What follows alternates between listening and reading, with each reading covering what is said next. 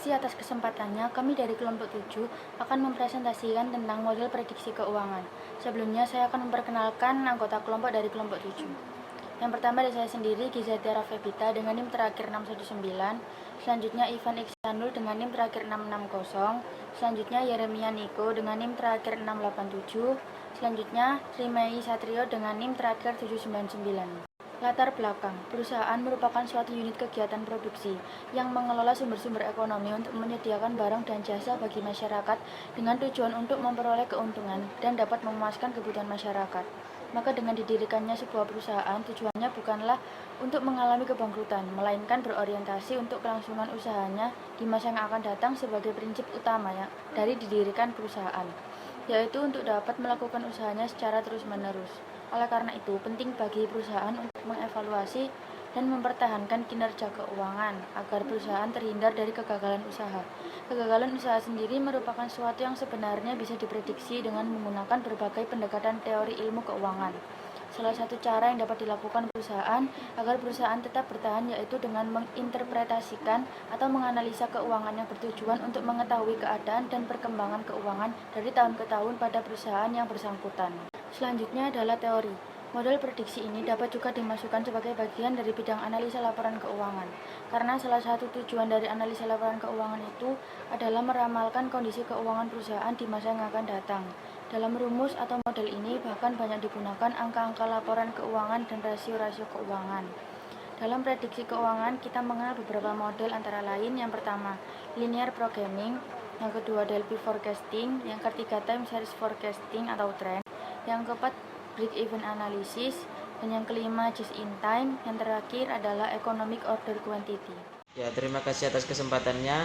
Di sini saya akan melanjutkan presentasi dari rekan saya, dan di sini saya akan menjelaskan 6 model prediksi keuangan yang sudah disebutkan oleh rekan saya sebelumnya, yaitu yang pertama linear programming.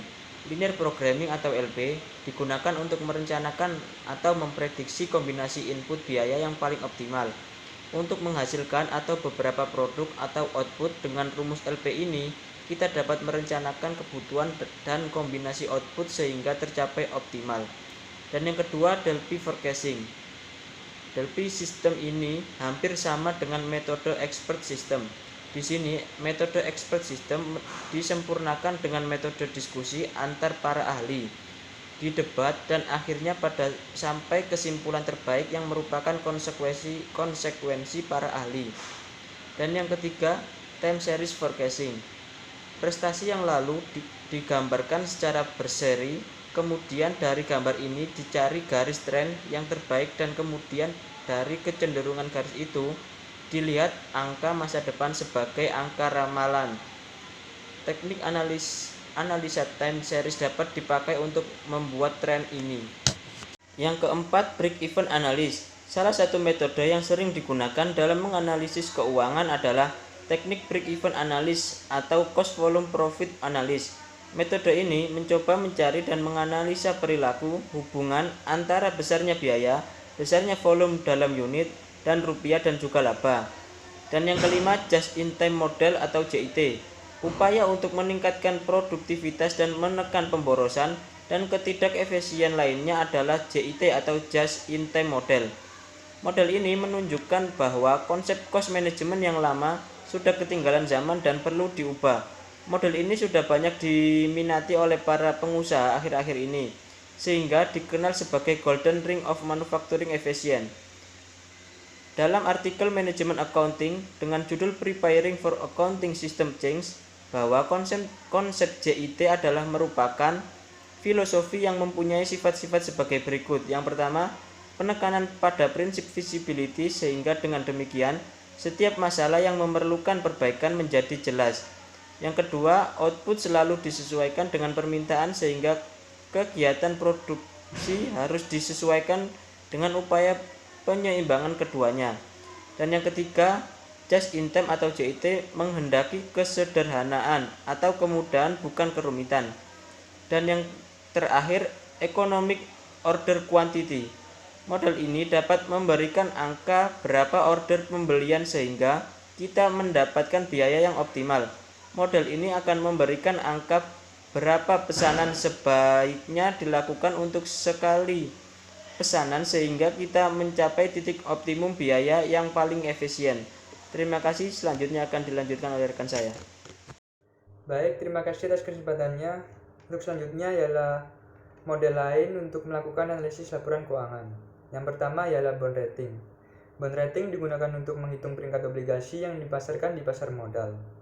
Selanjutnya ialah bankruptcy model. Model ini memberikan rumusan untuk menilai kapan perusahaan akan bangkrut, dengan menggunakan rumusan yang akan diisi dengan rasio keuangan. Selanjutnya ialah net cash flow prediction model. Model ini didesain untuk mengetahui beberapa besar arus kas masuk bersih perusahaan tahun depan. Untuk berikutnya ialah takeover prediction model. Model ini dimaksudkan untuk mengetahui kapan kemungkinan perusahaan ini akan diambil alih oleh perusahaan lain. Baik, untuk selanjutnya ialah perhitungan menggunakan model Z-score.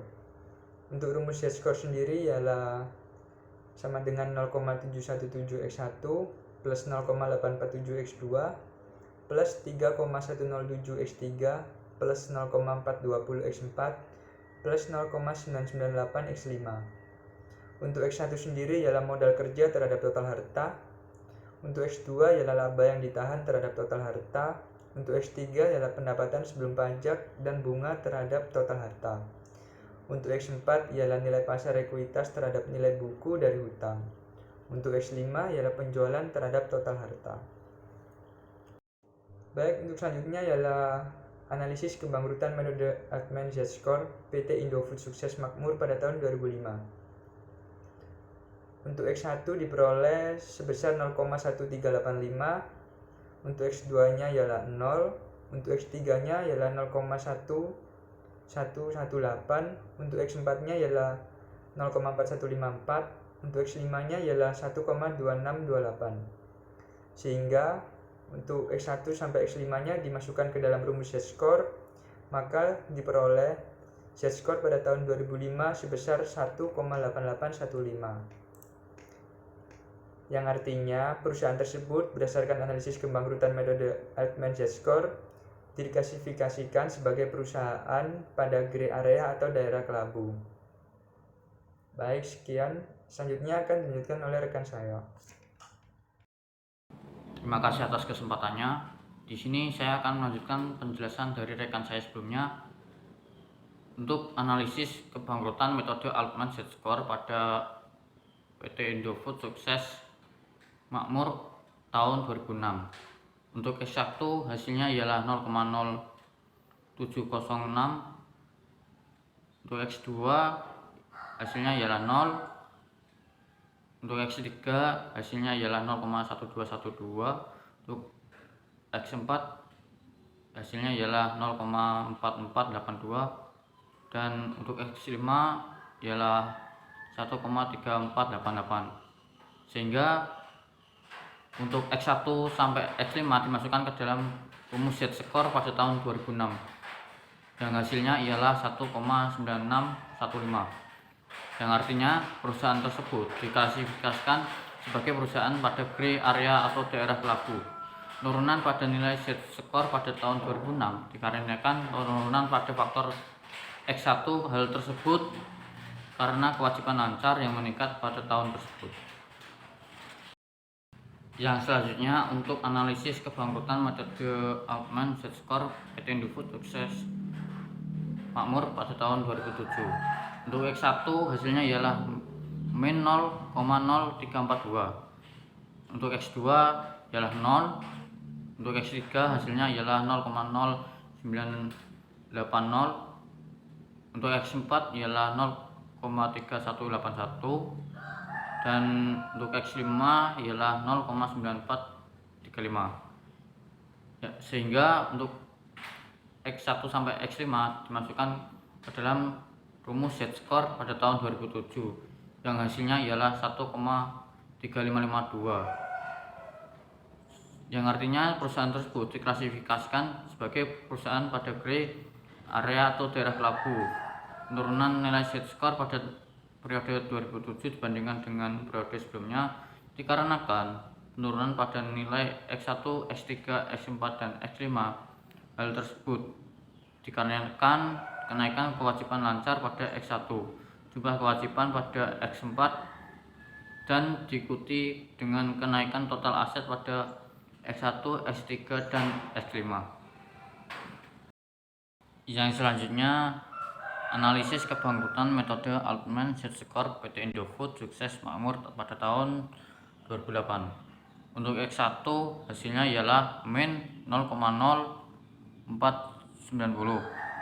Untuk X2 hasilnya ialah 0. Untuk X3 ialah 0,1096. Untuk X4 hasilnya ialah 0,3243, dan untuk X5 hasilnya ialah 0,9800.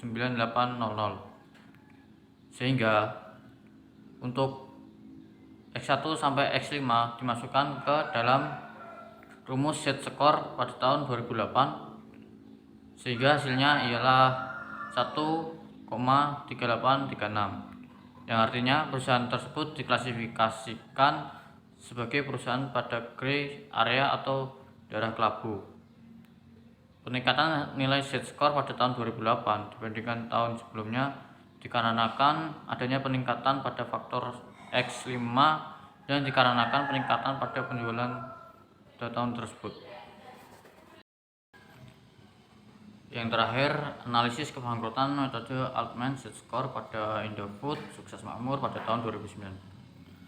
Untuk X1 hasilnya ialah 0,0445, untuk X2 ialah 0, untuk X3 hasilnya ialah 0,1239, untuk X4 hasilnya ialah 0,4081, dan untuk X5 hasilnya ialah 0,9197, sehingga untuk hasil dari X1 sampai X5 dimasukkan ke dalam rumus Z-Score pada tahun 2009, yang hasilnya ialah 1,5061, yang artinya perusahaan tersebut diklasifikasikan sebagai perusahaan pada gray area atau daerah kelabu. Nilai Z-Score pada tahun 2009 meningkat dibandingkan tahun sebelumnya. Hal tersebut dikarenakan adanya peningkatan pada faktor X1, X3, dan X4.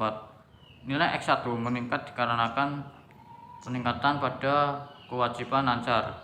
Nilai X3 meningkat dikarenakan peningkatan pada EBIT. Untuk nilai X4 meningkat dikarenakan penurunan pada jumlah kewajiban dan adanya peningkatan pada jumlah ekuitas. Untuk kesimpulannya, analisis kebangkrutan dengan menggunakan model Altman Z-Score pada PT Indofood sukses makmur BPK untuk tahun 2005 sampai 2009 berkesimpulan bahwa perusahaan berpotensi bangkrut sepanjang periode tersebut. Sekian presentasi dari kelompok kami. Mohon maaf bila ada salah kata atau perbuatan. Terima kasih. Wassalamualaikum warahmatullahi wabarakatuh.